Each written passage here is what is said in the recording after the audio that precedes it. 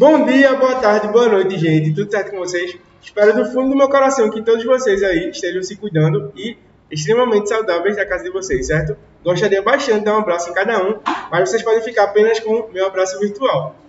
Meu nome é Celso, como vocês já me conhecem, sou o professor de ciências de vocês, certo? E na aula de hoje a gente vai continuar o assunto que a gente viu na semana passada, Terra e Universo, certo? Só que estudando outro tópico. Mas antes de começar a aula, eu gostaria de recapitular o que a gente já viu até agora. E antes, eu gostaria de recapitular tudo que a gente já viu. A gente estudou já todo o capítulo 1, capítulo de máquinas e trabalho. Eu falei para vocês que trabalho é tudo aquilo que está ligado com duas coisas, força e deslocamento, certo? Ou seja, o trabalho é quando a força é exercida em um corpo, ou ela vai promover ou ela vai parar um deslocamento. Esse é o conceito de trabalho, certo? E a partir daí nós vamos ter as máquinas. As máquinas vão facilitar e melhorar a nossa vida, porque ao invés de nós, seres humanos, ficarmos horas e horas lá colhendo, plantando, grão por grão, coisa por coisa, nós podemos fazer trabalhos em massa. Uma máquina pode sozinha produzir todo um carro, fazer toda uma colheita, fazer todo um plantio, certo? Coisas que eram necessárias 100, 200 pessoas para fazer, 2, 3 máquinas fazem tudo sozinhas, certo? E o significado de máquinas é isso. Elas vão facilitar e potencializar a energia e a força que a gente coloca nas habilidades, certo? Lá antigamente, quando nós éramos homens da caverna, metade do nosso dia era só para conseguir alimento e 25% era só para cuidar e tratar desse alimento e os outros 25% era para tratar e cuidar de casa e da educação das crianças, lá na idade das cavernas e etc. Hoje em dia, a gente gasta bem menos tempo com o trabalho e gasta mais tempo com o lazer e outras atividades, certo? Eu falei para vocês que existem dois tipos de máquinas, as máquinas simples e as máquinas complexas. As máquinas simples, elas facilitam e potencializam as atividades humanas, já as máquinas complexas são a combinação de máquinas, de diversas máquinas simples. Como máquinas simples, nós vamos ter rodas, alicate, tudo isso são exemplos de máquinas simples. Mas já em máquinas complexas, nós temos bicicletas, carros, porque eles vão unir vários tipos de máquinas. Nós também falamos sobre alavancas, e as alavancas possuem duas estruturas principais, o fulcro e a base, ou base, né, que fica por baixo, e o objeto rígido ou haste, que é a parte que fica em cima. Lembra que eu desenhei no quadro? Um triângulo e a parte que fica em cima. E falei para vocês que, enquanto maior a haste, menor a força exercida no objeto. Enquanto maior a haste, maior vai ser... enquanto menor a haste, maior vai ser a força aplicada para exercer um trabalho, certo? E eu falei para vocês também que existiam 3 tipos de alavanca. As alavancas interfixas, interresistentes e interpotentes, certo? Depois nós estudamos sobre roldonas, ou pólio, e eu falei para vocês que elas vão facilitar e potencializar nosso trabalho, certo? E aí tem 2 tipos, fixas e móveis. As fixas são quando as rodas ficam fixas no teto e a corda vai por cima, certo? E as móveis é quando a roda fica embaixo e a corda, na verdade, que está ligada à parede ou à estrutura rígida. E esse segundo tipo aqui, tipo de roldona móvel, é muito usada em academia, certo? Depois nós começamos a falar sobre calor e temperatura. Eu falei para vocês que termologia é a área que vai estudar vários fenômenos naturais, como calor, temperatura, equilíbrio térmico, transição e dilatação de calor e dos materiais. Depois, eu dei para vocês que temperatura era a medida, o grau, na verdade, vai medir o grau de agitação das moléculas. Quanto mais agitadas as moléculas estão, mais vai se ter uma sensação térmica de calor, enquanto mais paradas. E a temperatura é responsável por medir o grau de agitação das moléculas, certo? Eu falei para vocês que existem 3 escalas de temperatura que são utilizadas no mundo. Nós temos os graus Celsius, que são usados aqui no Brasil, Fahrenheit e Kelvin, certo? Depois, nós introduzimos o significado de calor. Eu falei para vocês que calor é a energia térmica em trânsito, ou seja, a temperatura mede o grau de agitação das moléculas e o calor vai medir o quanto vai sair de temperatura de um lugar para o outro. Por exemplo, quando eu boto 2 objetos, um quente e um frio, e eles, em determinado momento, sempre vão entrar em equilíbrio térmico. Isso é o significado de calor, certo? Depois, nós estudamos sobre as formas de transmissão de calor. E eu disse para vocês que existem 3 formas: condução térmica, convecção térmica e irradiação térmica. A condução térmica, o calor vai ser transmitido por um meio, certo? Por exemplo, quando você bota a panela com arroz e liga o fogo, o calor vai passar. Você botou a panela e botou arroz e você ligou o fogo. A panela, geralmente de metal, vai servir para passar esse calor que está na chama do fogo para o arroz. Essa forma de transmissão de calor é chamada de condução, porque é por meios sólidos. Se você tiver por meios líquidos ou gasosos, você vai fazer convecção. Por exemplo, vocês já se perguntaram como, se eu tenho um líquido, como é que a água vai esquentar? Na parte de cima e na parte de baixo? Por que isso acontece? Quando você está esquentando a água, a parte de baixo ela vai ficar quente e a de cima vai ficar fria. Tudo que é quente vai ter mais agitação de moléculas e as moléculas vão ser mais distantes, ou seja, vão ser também mais leves. Então, tudo que é quente vai subir e as coisas frias vão descer. Por isso que se usa ar-condicionado na parte superior e não na parte de baixo, porque a temperatura fria sempre desce e a quente sempre sobe, certo? Isso em líquidos e gases. E a terceira forma de transmissão de calor é por irradiação. É a forma como o Sol emite a sua energia térmica para a Terra, certo? Depois nós falamos sobre dilatação, falamos sobre 3 formas de dilatação. Falamos sobre a dilatação linear, dilatação superficial e a dilatação volumétrica, certo? E por último, falamos sobre a garrafa térmica. A garrafa térmica, eu tinha falado para vocês que ela é formada por 3 partes: a tampa, o vácuo e o espelho. O espelho, ele serve para evitar a irradiação que vai emitir do calor. O vácuo, que se forma quando você fecha a garrafa, serve para inibir a convecção, certo? A troca de calor a partir de gases e líquidos. E a tampa serve para impedir a condução, certo? Depois da última aula, há 2 aulas atrás, eu falei a vocês sobre a combustão. A combustão é um fenômeno que ocorre a partir de 2 princípios. Para ocorrer combustão, eu vou precisar de combustível e comburente, sendo que o combustível vai ser a parte que queima e o comburente vai ser o que faz queimar, certo? Por exemplo, a maioria dos comburentes é o oxigênio. O oxigênio ele é que permite que o fogo fique aceso, certo? E aí, 2 exemplos que existem é o fósforo e o gás de cozinha, certo? Eu falei sobre combustíveis, que existem combustíveis renováveis e não renováveis, aonde os renováveis não se esgotam, como carvão e água, e os não renováveis são fontes esgotáveis, como o petróleo.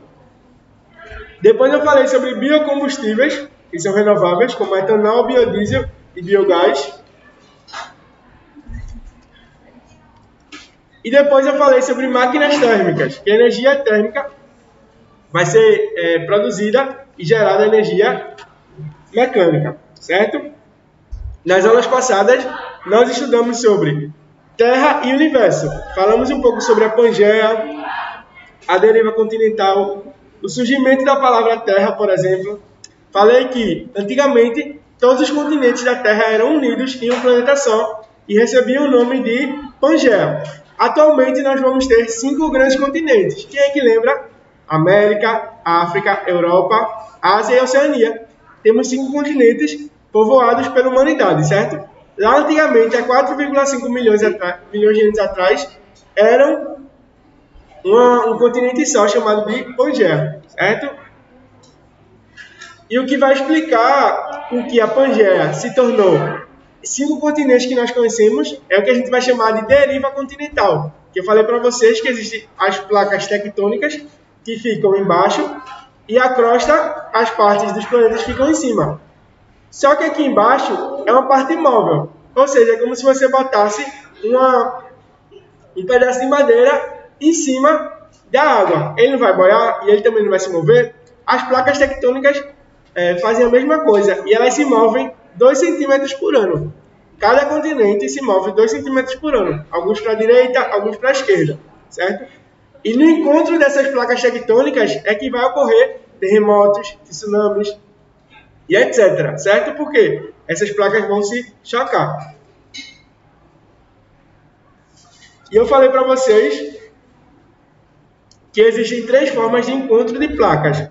As placas podem ser divergentes, quando elas estão se afastando, podem ser transformantes, quando elas estão deslizando uma na outra, ou podem ser convergentes, quando uma está descendo e a outra está subindo. É assim, por exemplo, que se formam montanhas, certo? E na aula de hoje, nós vamos estudar um novo tópico, certo? Gente, dando continuidade aqui à aula, na aula passada, a gente viu vários tópicos sobre terra, formação da terra, movimentos de placas tectônicas, certo? Na aula de hoje, nós vamos estudar um pouco sobre terremotos, tsunamis, se podemos ou não prever esses terremotos e tsunamis, e um pouco sobre erupções vulcânicas e os impactos ambientais de ordem natural, certo? Vamos começar? Terremoto. Importante que vocês anotem tudo que eu estou escrevendo. É de grande importância que vocês anotem tudo o que eu estou escrevendo, certo? Terremotos. Como é conceituado um terremoto? Um terremoto vai ser o choque das placas tectônicas, certo? E ele vai causar tremores,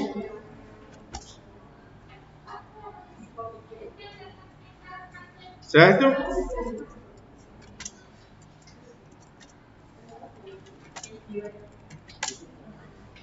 Nós temos aqui um exemplo dos efeitos que o terremoto pode causar.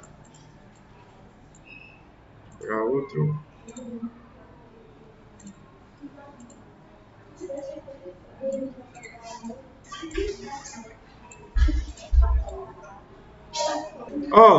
Nós temos aqui 2 imagens, certo?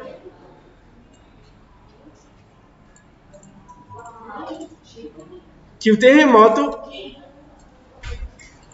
provando aqui o que o terremoto causa. Algumas regiões do mundo estão muito preparadas, como o Japão, por exemplo, para receber um terremoto de grandes escalas. Mas, entretanto, algumas regiões do planeta, como o Brasil, por exemplo, que vive acima da placa tectônica, como nós falamos na última aula, certo? Tem uma incidência, uma ocorrência menor de terremoto. Então, no Brasil, por exemplo, acontece bem menos terremotos do que no Japão, que tem um encontro entre as placas tectônicas. Entretanto, devido a isso, o Japão, por exemplo, é muito mais preparado geograficamente, politicamente e na parte das engenharias para se preparar contra terremotos. Ou seja, os prédios lá já são construídos pensando em terremoto, enquanto aqui no Brasil isso não existe. Se a gente sofresse um terremoto de escala 3 ou 4, o país praticamente todo seria dizimado. Já no Japão seria algo comum, certo?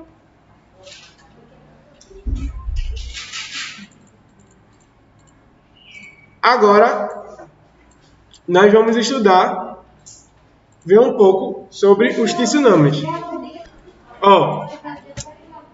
Os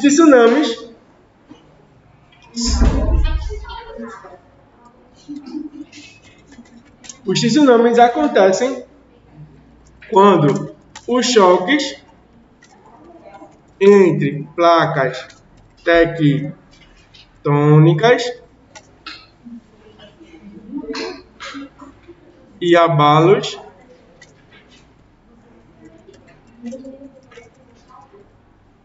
acontecem nos mares, oceanos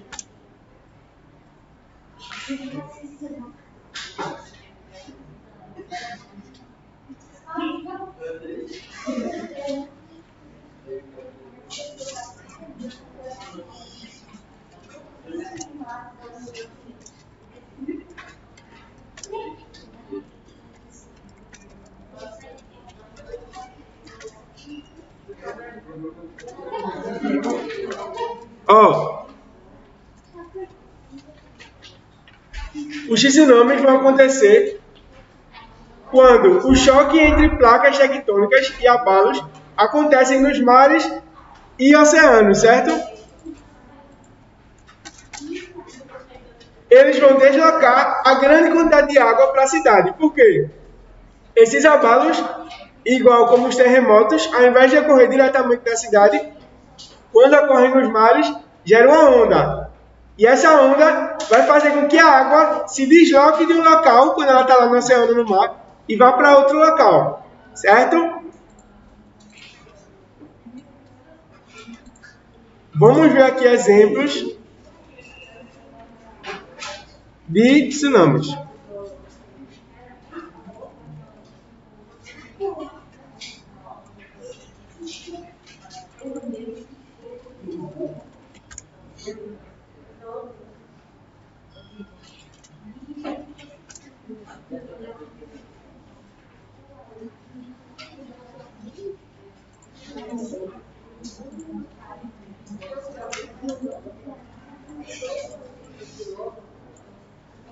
Aqui, duas imagens que relatam a ocorrência de tsunamis na natureza, certo? Vamos ver. Aqui está mostrando duas etapas. Após a ocorrência do tsunami e antes. Estão vendo? Antes e depois. Antes e depois. Porque toda essa rajada aqui de água veio em decorrência dos abalos e dos terremotos que ocorreram entre as placas tectônicas, certo? Aqui, sendo que essa imagem aqui é de um filme, o filme é 2012, e ele aqui relata uma grande enchente. Isso aqui nunca aconteceu, certo? Mas, pela forma de vida do ser humano, certo? Pode vir a acontecer caso nós não mudemos nossa forma de pensar e de agir. Por quê? Hoje nós temos uma quantidade de água na natureza. Muita dessa água está congelada na forma de calotas polares. Entretanto, essas calotas polares vêm derretendo em decorrência do aquecimento global. O aquecimento global é algo natural. Entretanto, nós, seres humanos, estamos adiantando, ou seja, agilizando esse aquecimento global e fazendo com que a Terra um dia fique inabitável para grande parte da população mundial, certo? E para isso não acontecer, é necessário que vocês se sensibilizem sobre a causa ambiental e mudem as suas formas de agir e de pensar, certo? Caso isso não aconteça, nós estaremos deixando a Terra inabitável ou muito ruim de se habitar para as próximas gerações, certo? Agora, nós vamos ver um pouco, vou fazer aqui uma pergunta para vocês, e aí em casa vocês pesquisem, certo? Uma pesquisa rápida aqui só para complementar o que eu vou falar na aula. Essa pergunta aqui.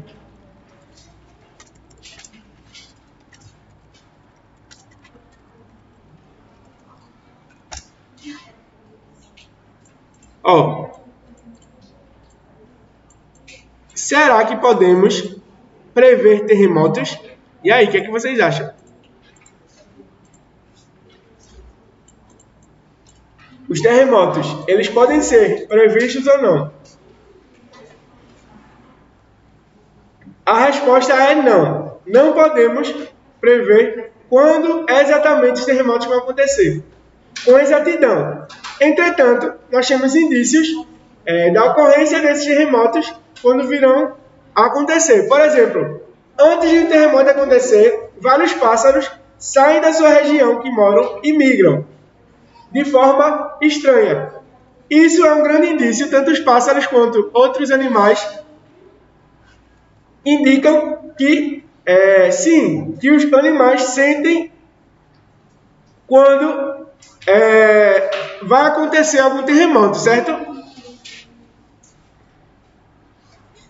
Entretanto, nós vamos poder analisar todos os terremotos que aconteceram, baseados em uma coisa, a chamada escala de Richter.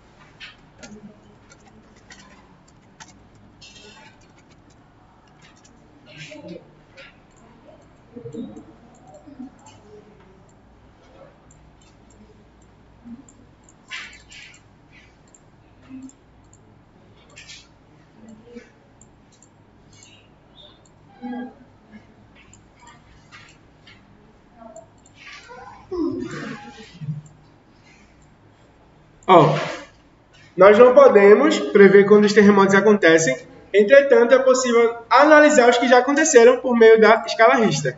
Eu vou explicar para vocês o que é que é.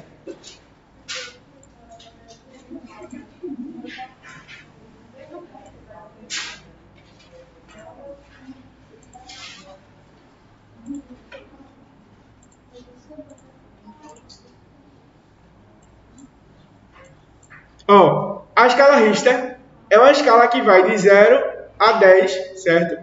E ela vai dizer a gravidade do terremoto a partir de alguns princípios. Tanto os princípios em comparação, ou seja, os terremotos mais graves da humanidade, quanto os princípios em menor escala, certo? E aí nós temos os terremotos menores que 3,5 graus. Me desculpem, mas aqui está em espanhol, certo? Não copiei aqui essa parte. Os menores de 3,5 graus geralmente não se sente, certo?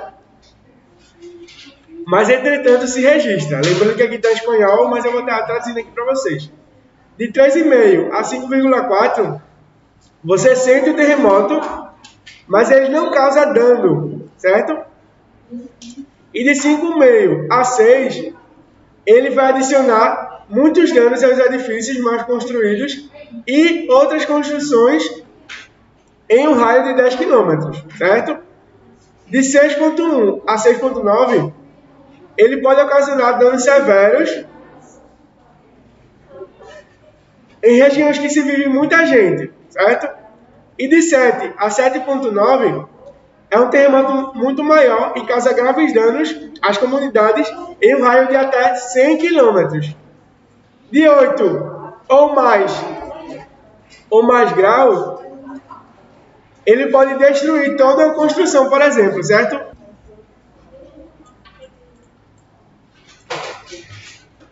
E aqui também, 0, 1, 2, 3, acidentes leves. Acima de 4, já acontecem coisas mais pesadas, certo? A escala Richter, ela foi criada em 1935.